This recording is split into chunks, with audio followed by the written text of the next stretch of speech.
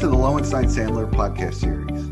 I'm Kevin Iredell, Chief Marketing Officer at Lowenstein Sandler. Before we begin, please take a moment to subscribe to our podcast series at lowenstein.com/podcast, or find us on iTunes, Spotify, Pandora, Google Podcasts, and SoundCloud. Now let's take a listen. Welcome back to Don't Take No for an Answer. I'm your host, Lynda Bennett, Chair of the Insurance Recovery Practice here at Lowenstein Sandler. And today I'm joined by my partner, Eric Jesse. And together we are champions for policyholders who fight the good fight against insurance companies to get them to live up to their obligations when their insureds face a claim. But as we like to say with our jaded coverage worldview, insurers are in the business of taking premium dollars and denying claims. So today, we're going to discuss the mechanics of what happens when a policyholder is forced to litigate to secure the insurance coverage that they purchase. So, Eric, welcome back and thanks for joining me today. Good to be here as always. All right, let's set the stage here. So, you're a policyholder, you've made your claim, and in a surprise to no one, the insurance company denies it. What do? Are you racing right to the courthouse to vindicate your rights? So typically you're not going to race to go right to the courthouse when an insured denies coverage, unless there's, a special circumstance or special reason to do so. So one can be always pay attention to statute of limitations. So if this is a claim that's laid dormant, make sure you're racing to the courthouse if the statute of limitations is approaching. And policyholders need to be aware that sometimes policies will actually shorten the statute of limitations that applies. Another reason why you might race to the courthouse is just based on forum selection and choice of law. Policies are typically silent on where a coverage lawsuit can be filed or the applicable law that will govern. So, particularly where the outcome of the case could turn on which state law applies, a policyholder might want to file suit first and get to the courthouse sooner rather than later to get a strategic advantage. And that's certainly something that the insurers will be thinking about. So policyholders need to have that same mindset as well. Yeah, Eric, two things I want to comment on there. I think you're dead on right. On the statute of limitations, one of the things that our clients want to know is when does that statute begin to run? So, you're right. It is an important consideration. But why don't you tell our listeners when the statute of limitations typically begins to run? Yeah, typically it's going to run when that denial letter arrives. So it's not necessarily when you put the claim in, it's when the carrier has denied coverage because at that point they have breached the policy. So that's when the cause of action truly accrues. Absolutely right. And as you said, the forum selection, that is the first place that you need to go look, though. When you get that denial letter in your hand, you're right, most policies are silent, but not all of them are. And so that is really an important first step when you get that denial letter to see, is there a particular jurisdiction that you have to file in? And as you said, if choice of law really matters, it is important to be first, sometimes to the jurisdiction where you want to have the fight. And one other special reason I would add to the mix is in some jurisdictions, it actually works to the policyholder's benefit if the insurance company is the first one to race to the courthouse. So, for example, in New York, when an insurance company sues the policyholder there and the policyholder prevails in establishing coverage, that actually creates a fee shifting provision where you can hand the insurance company the bill for that declaratory judgment action. Whereas if you, as the policyholder, file first, you're not going to have that fee shifting in play. Yep, absolutely. So as you and I like to joke from time to time, when a policyholder purchases the policy, what they're really paying for is the ability to negotiate coverage, right? After a denial, a policyholder shouldn't take no for an answer, hence the reason for the name of our podcast. So what is the usual next step after you've got that denial letter? Yes. So if you don't need to race to the courthouse for a particular reason, what we typically want to do is really test the waters and see if the carrier is open to negotiating coverage or if they're truly at a no pay or a low pay position. And so there's kind of three categories we can end up in. A lot of times insurance companies are just denying claims in the hope that the policyholder will read it and give up and will just go away. And so they've just, saved on defense costs or settlement or indemnity. So what we typically will do when we get a denial letter is we will prepare a letter on behalf of our client to the insurance company explaining why they're wrong and why we think there's coverage and why they need to be stepping up. And so, sometimes when these carriers are sending a denial letter, they'll actually reverse their position and agree to provide coverage. So those are certainly the minority of the circumstances, but it certainly happens. The other category is, I'll call the agree to disagree category, where again, we're writing letters back and forth to the carriers where we're explaining why they need to step up, and the carrier is in writing continuing to adhere to their coverage denial. But there's messaging, maybe it's a lawyer to lawyer conversation that we're going to agree to disagree, but we're ultimately open to trying to negotiate a claim resolution. And so oftentimes that can happen through a lawyer to lawyer discussion or a settlement discussion, or it can happen in a pre-litigation mediation, which I think we've seen a little bit more of over the past few years. And then the third category here is just the no or low pay position, where the carrier is just, they are entrenched in their denial, and there's only one way you can get them to step up and pay, and that's by going off to the courthouse. Yeah, so here I think it is important to bring back around that concept of the statute of limitations, because as you said, Eric, there's these different pathways in front of you. Yep.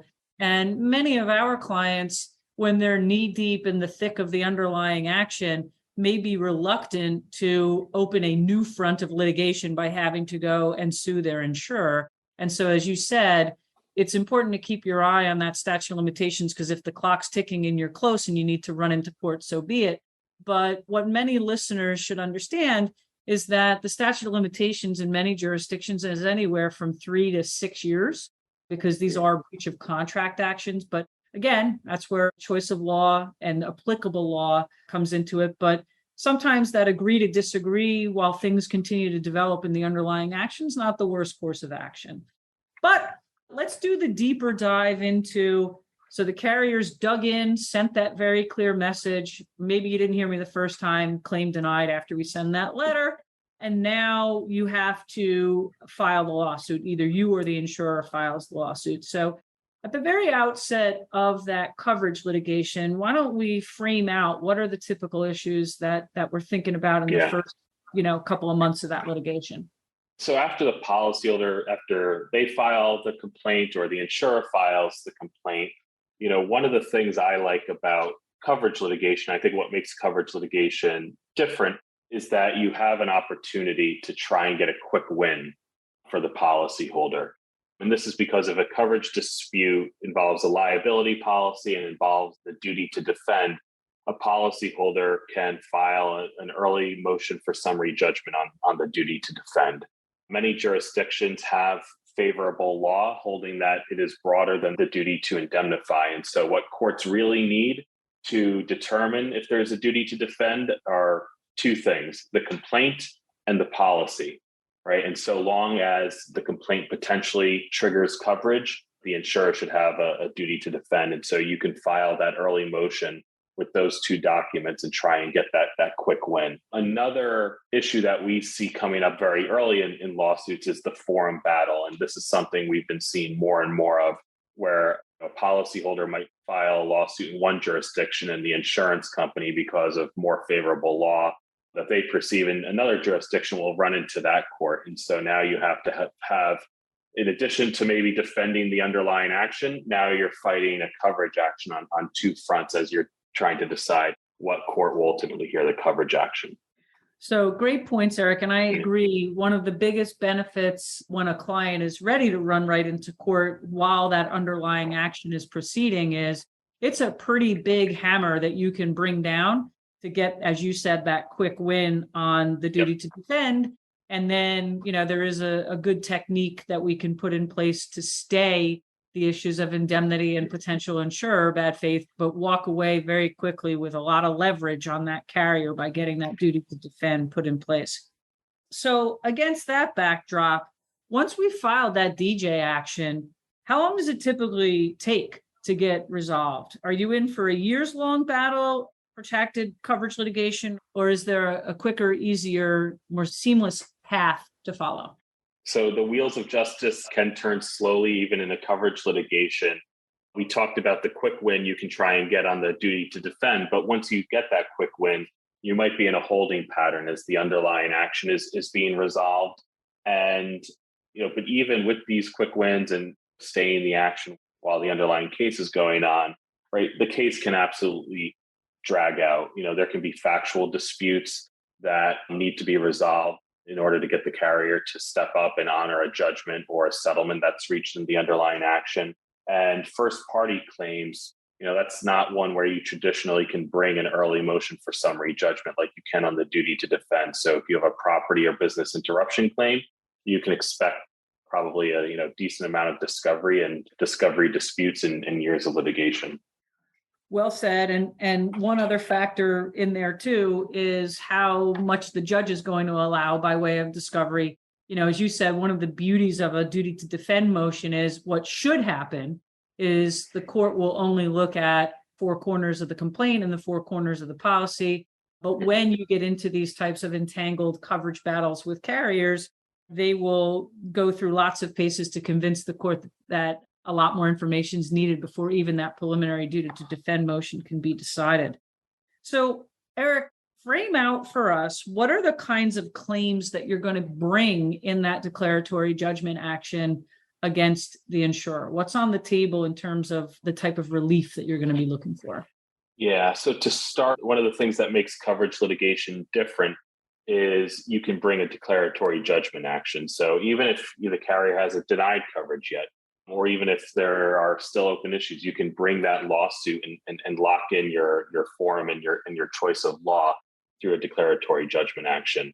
And that will go hand in hand with breach of contract. When the carrier is not honoring the policy, you have a breach of contract claim based on the duty to defend and duty to indemnify if it's a liability policy, or just a general breach of contract claim on a first party claim. Another cause of action that policyholders need to be on the lookout for is insurer bad faith, right? These policies have a covenant of good faith and fair dealing. And so if the insurance company is misbehaving, if there's no legitimate basis, reasonable basis, fairly debatable basis, these are the different standards different courts employ for denying coverage, then a policyholder can include a bad faith claim.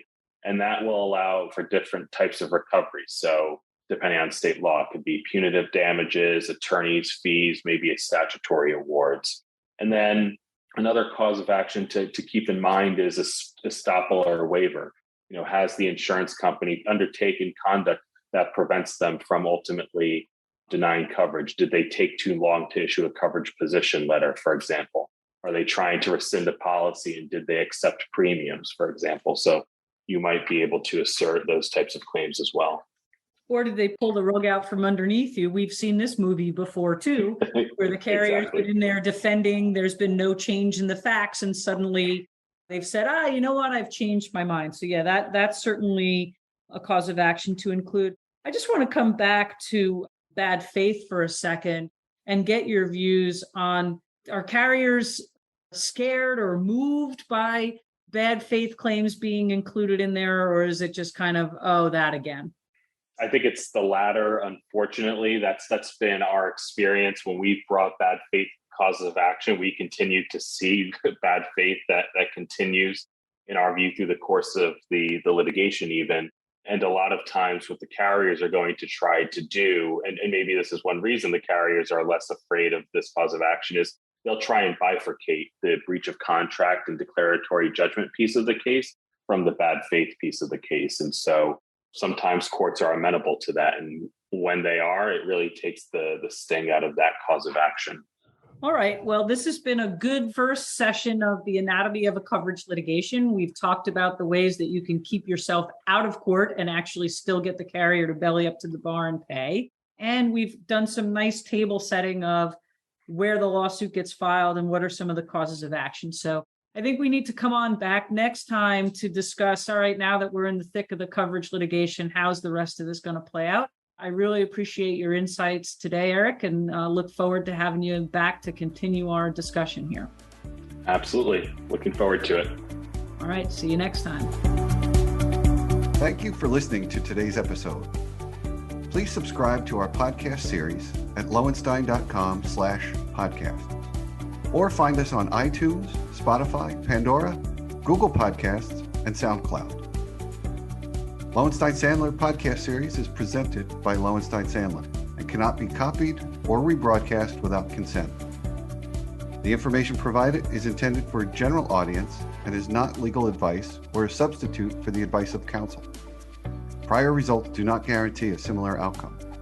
The content reflects the personal views and opinions of the participants. No attorney-client relationship is being created by this podcast, and all rights are reserved.